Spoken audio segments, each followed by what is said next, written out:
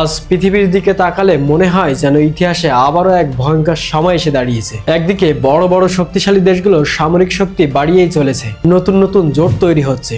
অন্যদিকে পৃথিবীর বিভিন্ন অঞ্চলে সংঘাত এবং যুদ্ধের উত্তেজনা বেড়েই চলেছে। এই পরিস্থিতিতে একটি গুরুত্বপূর্ণ প্রশ্ন উঠে আসে, যদি বিশ্ব পরিস্থিতি আরো খারাপ হয়, যদি আরো বড় ধরনের যুদ্ধ শুরু হয়, তাহলে বাংলাদেশের অবস্থা কি হবে? বাংলাদেশে ঠিক কি করা উচিত? এ সকল বিষয় নিয়েই আজকে ছোট্ট ভিডিও। ইতিমধ্যেই আপনারা দেখতে পাচ্ছেন বর্তমান বিশ্ব রাজনীতি অনেকটাই বহুমুখী সংঘাতের দিকে যাচ্ছে।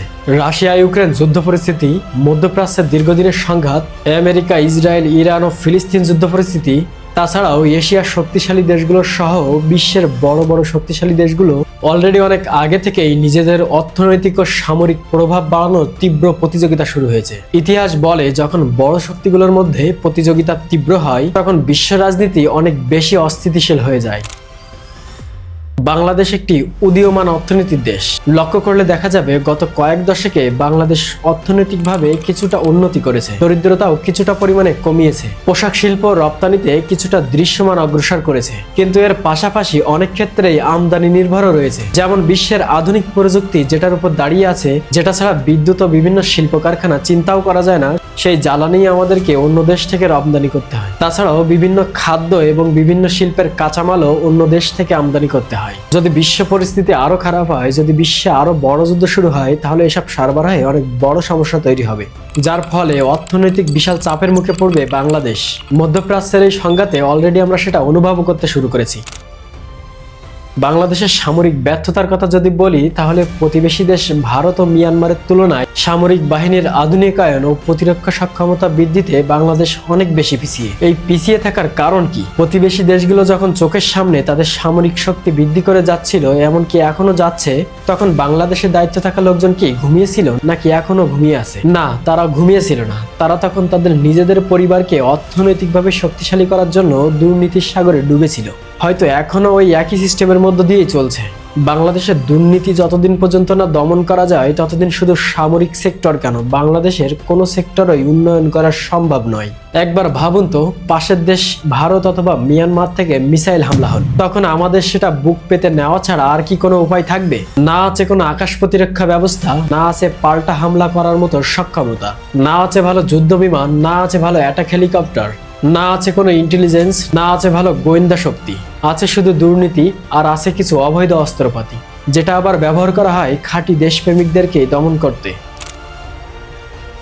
ইতিহাসে দেখা গেছে ছোট বা মাঝারি শক্তির দেশগুলো সরাসরি যুদ্ধের মধ্যে জড়িয়ে পড়লে তাদের জন্য বড় ক্ষতির সম্ভাবনা থাকে। তাই এক্ষেত্রে অনেক দেশ একটি কৌশল অনুসরণ করে, সেটা হলো কৌশলী নিরপেক্ষতা এবং ভারসাম্যপূর্ণ কূটনীতি, যেখানে দেশটি চেষ্টা করে সব দেশের সাথেই ভালো সম্পর্ক রাখতে, নিজের দেশের স্বার্থকে সবচেয়ে বেশি গুরুত্ব দিয়ে কোনো বড় শক্তির সংঘাতে সরাসরি না জড়াতে।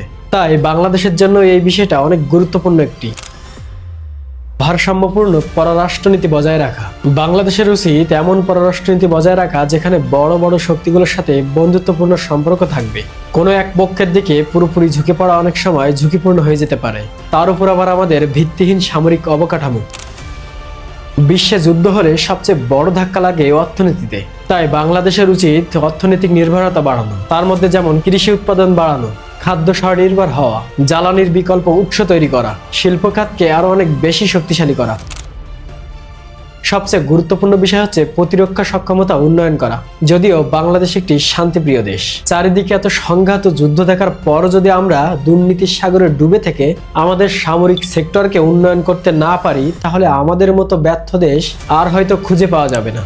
তাই এখনই আমাদের সময় এসেছে দুর্নীতিকে মাটি চাপা দিয়ে সামরিক খাত সহ দেশের সকল সেক্টরকে উন্নয়ন করা।